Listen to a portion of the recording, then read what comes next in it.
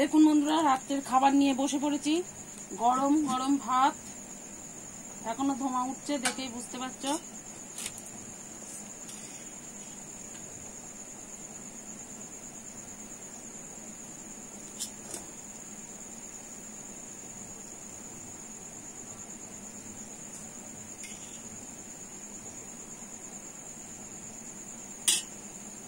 আর সঙ্গে আছে শসা, পেঁয়াজ আর লেবু।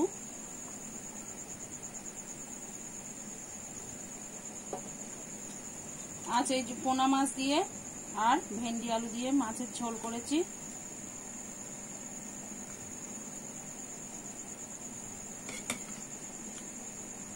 ভেন্ডি আলু মাছ দিয়ে কিন্তু ঝোলটা খেতে খুব সুন্দর হয়। তোমরা একবার বাড়িতে বানিয়ে খেয়ে দেখতে পারো।